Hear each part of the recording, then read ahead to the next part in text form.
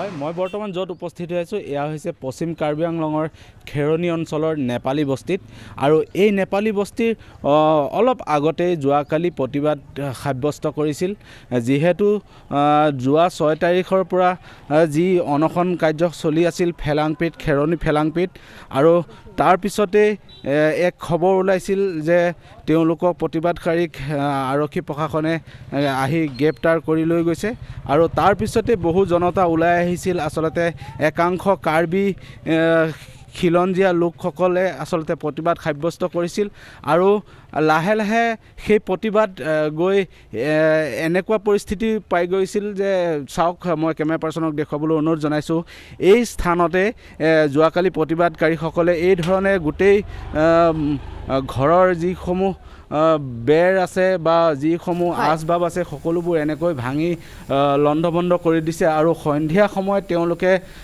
যোৱাকালি গোটেই দোকান পোহৰ সকলোবোৰ তেওঁলোকে জ্বলাই চাৰখাৰ কৰি পেলাইছে। ভাঙি এনেদৰে লণ্ডভণ্ড কৰা হৈছে ব্যৱসায়িক প্ৰতিষ্ঠানসমূহ ধন্যবাদ জ্ঞাপন কৰিছে মুহূৰ্তত আমাৰ সাংবাদিকগৰাকীক। আনহাতে দৃশ্য আমি দেখুৱাইছোঁ এইদৰে ধ্বংসস্তূপত পৰিণত হৈছে তুলিৰাম ৰংহাঙৰ বাসগৃহ। এটা বিলাসী অট্টালিকা আছিল, সেই অট্টালিকাটো সম্পূৰ্ণৰূপে তছনছ হৈ গৈছে।